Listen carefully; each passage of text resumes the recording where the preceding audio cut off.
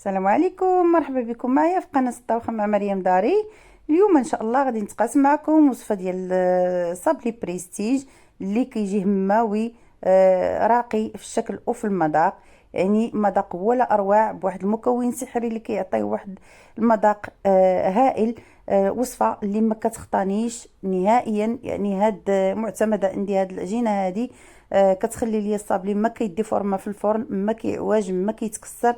ناجح مليون في المية. الى عجبكم الفيديو بارطاجيو مع العائله والاصدقاء وتبعوا معايا دابا جميع المراحل. اولا غادي ندير 250 غرام ديال الزبده بحراره المطبخ، مع كاس ديال السكر كلاصي وكاس الا ربع ديال سكر سنيده اولا سكر حبيبات. غادي ندير قبصه ديال الملح وقبصه وشويه ديال الفاني. غادي نخدم بالعجانه اولا بالاله ديال العجن. انتوما بغيتو تخدموا بيديكم كيبقى لكم الاختيار، انا فقط باش نربح الوقت وباش الزبده يعني كتصابله مزيان. كنصابليوها هكا هي والسكر. درنا سكر كلاصي باش كيعطينا الهشاشه، وسكر حبيبات باش كيعطينا القرمشه.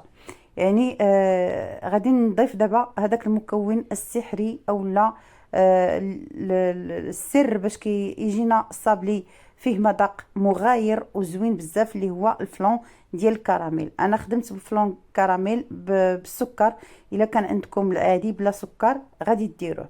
صافي كنخدمو مزيان حتى كينسجم لي مزيان مع الزبده. وغادي نضيف كاس الا ربع من الزيت النباتيه. الكاس اللي كنخدم به هو كاس ديال الانبه، هو اللي كنعبر به جميع المكونات. صافي كنخدم، كنرفع السرعه ديال العجانه وكنخدم مزيان حتى كينسجم لي مزيان هذاك الزيت مع الزبده، ما كيبقاش كيبان نهائيا.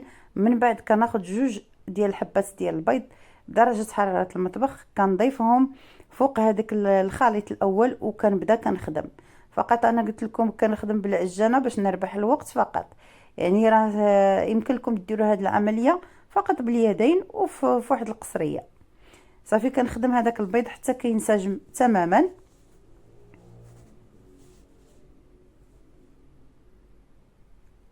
كنحصلوا على واحد القوام كريمي.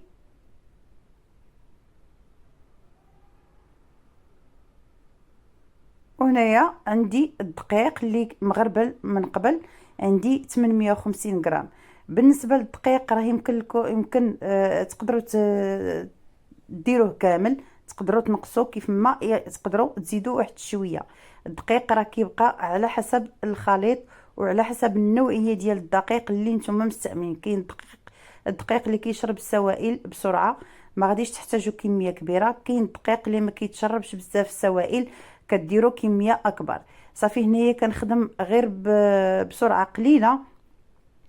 يعني ما غاديش نخدموا العجينه اننا ندلكوها، لا، فقط غير كنجمعوها سواء بالعجانه او لا باليدين ديالنا.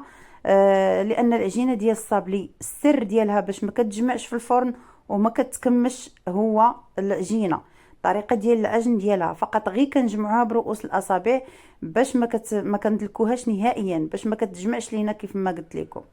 هذا هو السر ديال الصابلي.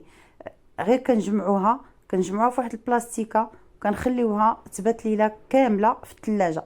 ما كانش عندكم الوقت، اقل مده تخليوها هي ساعه حتى لساعتين وتخدموا بها، يعني في الثلاجه دائما.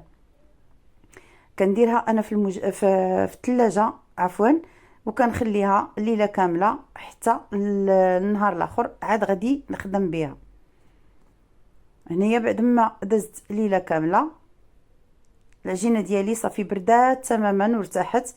غادي نحاول نطلقها ما بين جوج ديال البلاستيكات. هنايا خدموها واحد شويه باش ما تغلبكمش، خدموها شويه بين يديكم غير باش كتطلق غير واحد شويه، وعاد ديروها ما بين جوج ديال البلاستيكات وطلقوها بكل سهوله. انا هنايا ما احتاجيتش نخدمها بين يدي، فقط غير طلقتها بشويه بشويه، عطيتها شويه د الخطر حتى تطلقت لي بهذا الشكل هذا.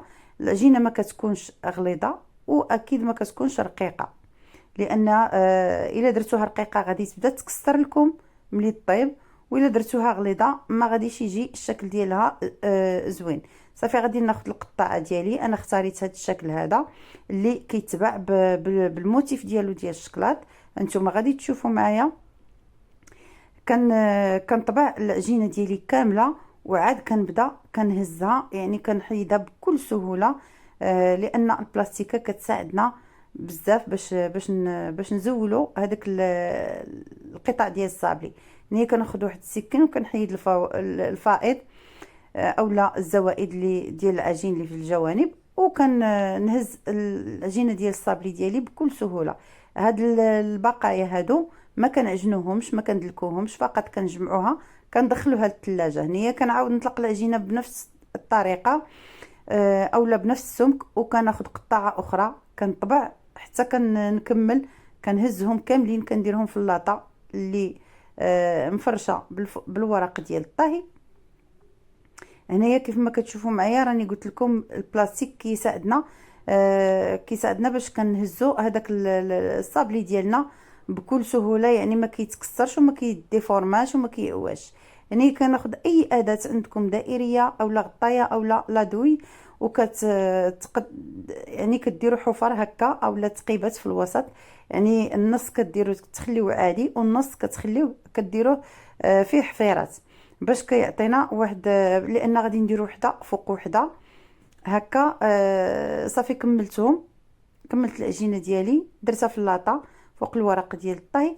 غادي ندخلها الفرن على 160 درجه من الاعلى ومن الاسفل حتى كطيب وكتحمر. كنعطيوها الخاطر. الوقت كتاخذ تقريبا ساعه ديال المكانه حتى 45 دقيقه حتى لساعه. كيجي صابلي هكا محمر ومذهب، ما كيديفورما ما كيعوج، كيف ما قلت لكم ما كيتكسر ما والو، كيجي ناجح 100%. وواحد الريحه طالعه فيه لان درنا هذاك الفلون ديال الكراميل. بغيتو ديروا نتوما اي نكهه، يعني ديروا قشور د الحامض اولا قشور ديال الليمون اولا اي حاجه ديروها في الصابلي ديالكم باش تعطيكم مذاق اللي نتوما كتبغيو.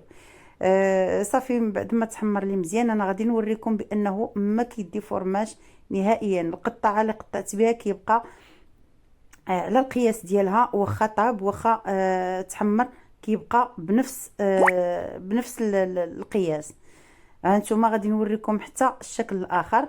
يعني ما شاء الله راه ناجحه هاد العجينه هذه. غير تبعوا جميع المراحل وتبعوا المقادير. هنايا باش غادي نديكوري خديت شويه ديال الناباج اللي سخنته، هو اللي غادي نبدا نلصق به. هذه التلصيقه ديالي فيها الناباج والجليكوز واللاغوم فرامبواز. هذا هو الموتيف ديال الشكلاط اللي قلت لكم شريت مع يعني كيتباع مع القطاعه ديالو. وهنايا عندي لي فخوي كونفي اولا الفواكه المعسله، وعندي شويه ديال اللوز ايفيلي محمر والجليكوز فقط، وعندي هذاك اللوز كونكاسي محمر في الفرن. هنايا كناخذ هذاك الناباج اللي سخنت ديجا، كندهن به الوجه ديال هذه القطعه هذه اللي فيها حفره في الوسط. كنغطس الوجه ديالها في اللوز كونكاسي، وكناخذ القطعه الاخرى اللي غادي تجي في الاسفل كندير لها ديك التلصيقه. هنايا كيف ما قلت لكم خديت الناباج والجليكوز غليتهم واحد شويه فوق البوطه، وزدت عليهم لاغوم ديال الفرامبواز. القاعده اللي هي الجليكوز والناباج، وانتم كتنكهوا باش ما بغيتو. كديروا الفرامبواز، كديروا الفريز، كديروا كراميل، كديروا اي حاجه القهوه اللي بغيتو. صافي كنديروا قطعه فوق قطعه وكنستمر حتى كنكمل.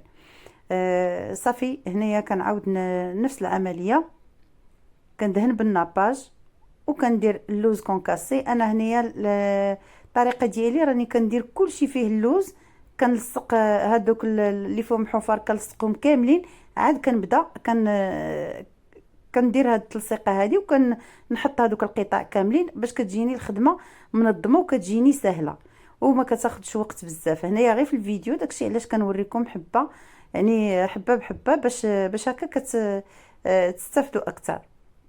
هنا كناخذ القطعه الشكل الاخر عفوا، وكندهنو حتى هو بالناباج. كندهن الوجه ديالو كامل بالناباج، وكناخذ هذاك الموتيف ديال الشوكولا اللي درت انا هنايا. فقط درت بديل الشوكولاته وذوبته في حمام مريم صافي، ودرتو في هذاك الليمول ديال اولا دوك لي موتيف صافي، وخرج ليا بحال هذا الشكل هذا. خليته حتى برد وديموليتو باش هكا ما يجيش الفيديو طويل ما وريتكمش الطريقه ديالو. صافي كناخذ هذوك اللوز ايفيلي مع الفواكه المؤصله والجليكوز باش كيجيوني معلكين وملصقين، كنزيد فيهم الجليكوز صافي، وكنديرهم في الحفره اللي كاينه في الوسط هكا ديال الشكلاط. كنعاود نفس الطريقه، كندهن بالناباج، كندير هذاك اللصق داك الموتيف ديال الشكلاط، كنحاول نقادو مزيان، وكناخذ هذيك النوغا الا بغينا نسميوها، صافي كنديرها في الوسط هكا وكنستمر حتى نكمل جميع القطع اللي عندي. ما شاء الله راه كيخرجوا 64 حبه في هذا الشكل هذا، و64 حبه في الشكل الاخر، يعني راه كيخرجوا كميه وفيره ما شاء الله. بغيتو ديروا غير نصف الكميه كيمكن لكم ديروا نصف الكميه، وهكا كيجي الصابلي ديالي كيجي بريستيج راقي في الشكل والمذاق ولا اروع. كنتمنى الفيديو ديال اليوم ينال الاعجاب ديالكم، ولا عجبكم ما تنساونيش بارطاجيو ولي لايك وتشتركوا في القناه وتفعلوا الجرس، والى اللقاء مع فيديو جاي ان شاء الله وصفه جديده.